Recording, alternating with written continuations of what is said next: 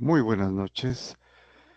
Tenemos la lectura de la liturgia de la palabra del día martes 4 de marzo del año 2025 en la octava semana del tiempo ordinario, ciclo C. Estamos terminando este tiempo ordinario. El día siguiente empezaremos el tiempo de Cuaresma. Bueno, vamos a nuestro misal popular y compartimos el texto. Bueno, celebramos a San Casimiro, un santo polaco de una familia real. Bueno, ahí está el párrafo para que puedan enterarse un poco más. Vamos a la primera lectura de esta liturgia, de este día. Continuamos y terminamos este tiempo ordinario con la lectura del libro del Eclesiástico, capítulo 35, versículos del 1 al 15. Bueno, nos dice entonces el libro del Eclesiástico: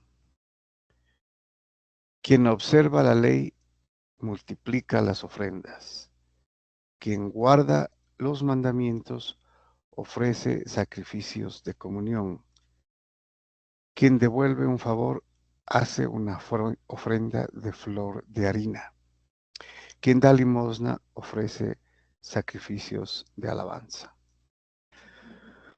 Muy bien, aquí el autor del Eclesiástico une y especialmente lo que tiene que ver con los decretos de la ley, con los mandamientos, la observancia de la ley, con también los tipos de sacrificios que había.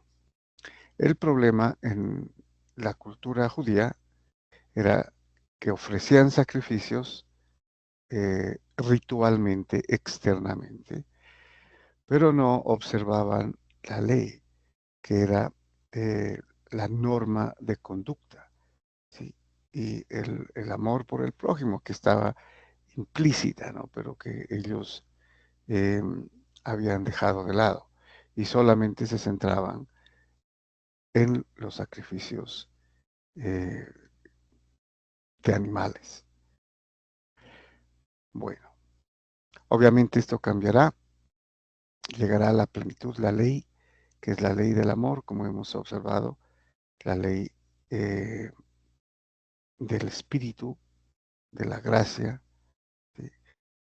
Con lo que se puede en realidad cumplir la ley.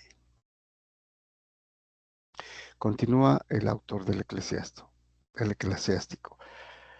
Apartarse del mal es complacer al Señor. Bueno, entonces aquí tenemos ya un ejemplo de lo opuesto, ¿no?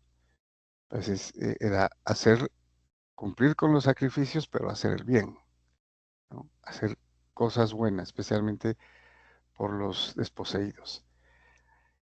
Apartarse del mal es complacer al Señor. Un sacrificio de expiación es apartarse de la injusticia. Entonces la injusticia, ¿no? El no ser justo con los demás, especialmente con los pobres, con las viudas, los huérfanos, los enfermos, ¿no? A quienes, pues obviamente, eh, aislaban.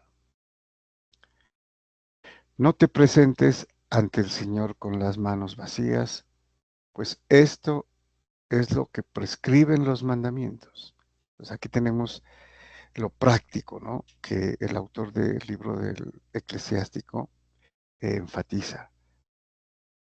No presentarse con las manos vacías, porque de eso se trata, ¿no? Los mandamientos, cumplir haciendo el bien.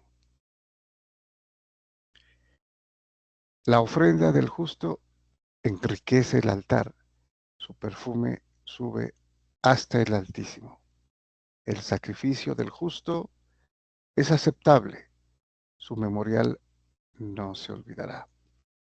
Pues aquí tenemos otro ejemplo, el sacrificio del que hace bien, el justo.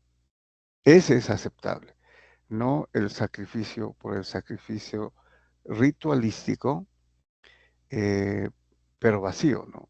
De obras buenas.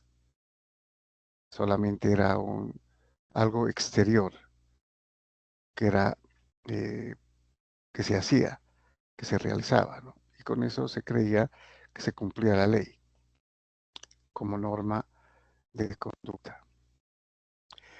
Glorifica al Señor con generosidad y no escatimes las primicias de tus manos. Cuando hagas tus ofrendas, pon cara alegre y paga los diezmos de buena gana. O sea, hacerlo bien, ¿no? Hacerlo alegre, dice, ¿no? Con buena cara, con cara alegre. Porque eso daría a entender que se lo hace bien, con amor. Aquí ya está, digamos, incipiente, ¿no? Lo que le faltaba a los sacrificios ritualísticos de los judíos. Bueno,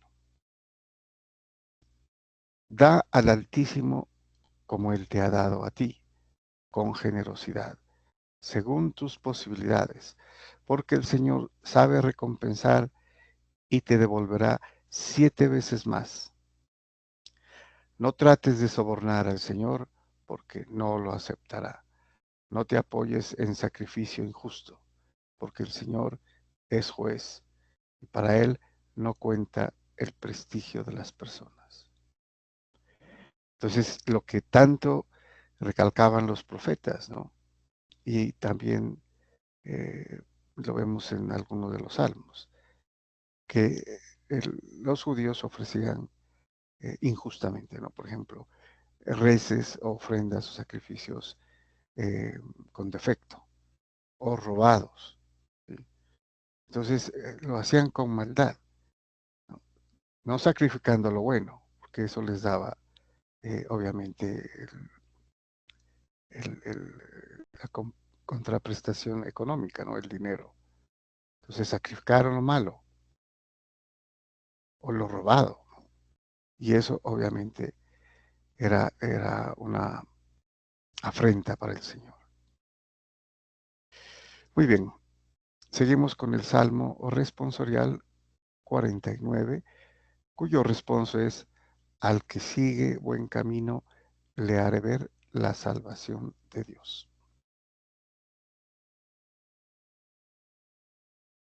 Muy bien, el salmista dice de Dios, ¿no? Congréguenme a mis fieles, que sellaron mi pacto con un sacrificio. O sea, esto es tomado obviamente del Antiguo Testamento eh, en el evento del pacto, de la alianza, ¿no? Del, del, del primero, que se hizo obviamente o se selló con sacrificio, con un sacrificio de animales, ¿no? Con la carne y la sangre de animales.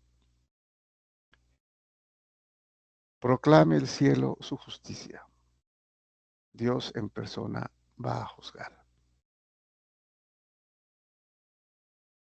Y aquí nuevamente habla Dios. Escucha, pueblo mío, me voy a hablarte, Israel. Voy a dar testimonio contra ti. Yo soy Dios, tu Dios. Entonces habla el Señor y se va a referir precisamente como lo hacían los profetas, ¿no? Eh, de lo malo que hacían en términos de los sacrificios, ¿no? Que se había vuelto un rito externo, ¿no? Y que no provenía de la bondad que pedía la ley, además del sacrificio, ¿no?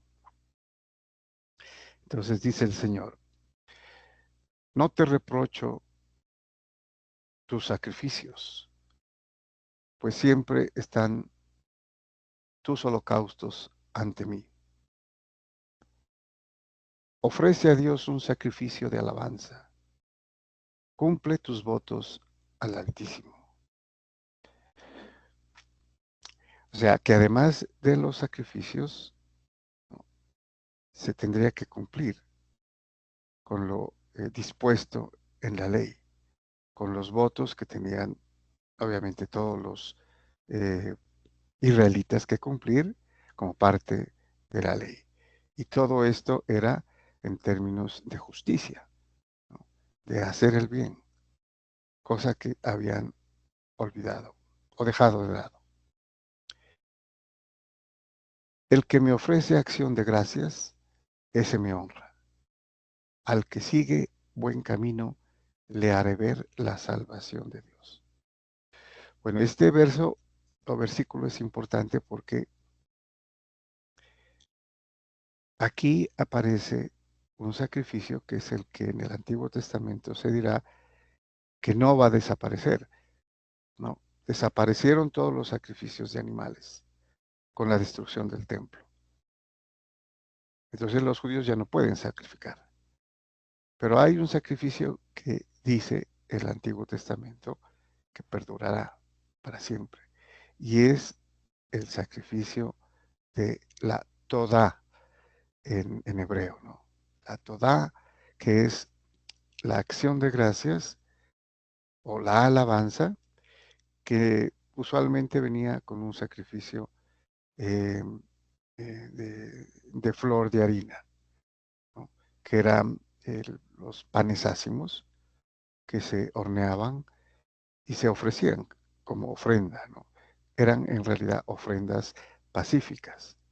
Entonces, este es el sacrificio que no desaparecerá y que interesantemente lo tenemos, ¿no?, en cumplimiento pleno en la Eucaristía, que es precisamente el significado de acción de gracias en griego, Eucaristia o Eucaristos, la acción de gracias, la Eucaristía. Y repetimos, al que sigue buen camino, le haré ver la salvación de Dios.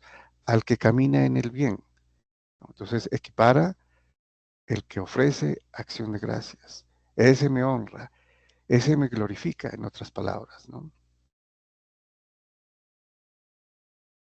Muy bien. Y terminamos con el Evangelio, ya en este último día del tiempo ordinario, con San Marcos, capítulo 10, versículos del 28 al 31. Nos dice San Marcos: en aquel tiempo Pedro se puso a decir a Jesús: ya ves que nosotros lo hemos dejado todo y te hemos seguido. Bueno, ese conecta con el pasaje anterior, ¿no? Del día anterior, cuando el rico se fue triste porque Jesús le dijo que le faltaba que regalara todos sus bienes, ¿no?, y lo siguiera. Y él no podía porque era muy rico, dice, ¿no? Se fue triste, dice, porque era muy rico. Pero aquí, entonces, Pedro le dice: y nosotros que hemos dejado todo y te hemos seguido, ¿no?, ¿qué nos tocará? Bueno, Jesús dijo: en verdad les digo que no hay nadie que haya dejado casa, o hermanas, o madre, o padre, o hijos, o tierras, por mí y por el Evangelio, que no reciba ahora en este tiempo 100 veces más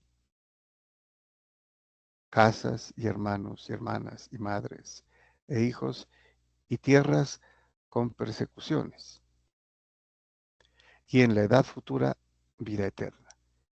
Entonces aquí no se trata de que va a recibir todo esto, no, aquí, sino que enfatiza el hecho de que esto es ahora en este tiempo, quien deje todo esto, ¿no?, por amor a Cristo y al Evangelio, y sufra todas eh, los problemas, obstáculos, persecuciones del caso. en la edad futura, vida eterna. Y termina, muchos primeros serán últimos y muchos últimos primeros. Aquí una referencia al primer pueblo, ¿no? Y al segundo pueblo, que es uno solo, ¿no? En el Evangelio ya es todos los pueblos. Pero los primeros fueron los judíos, el pueblo judío, y luego en el Nuevo Testamento ya somos nosotros incorporados. Y entonces los primeros posiblemente serán los últimos en convertirse, ¿sí? Como lo dice San Pablo en el capítulo, en el libro de la Carta de los Romanos, capítulo 11. Y muchos últimos primeros. O sea, los últimos, los gentiles, que estamos incluidos nosotros, pero también con los judíos, ¿no? En en el nuevo pueblo universal, la Iglesia Católica, que es el pueblo eh, de Dios, ¿no? La Iglesia, que es su cuerpo místico y del cual Él es la cabeza, Jesucristo, nosotros, sus miembros. Muy bien, muchas gracias y bendiciones.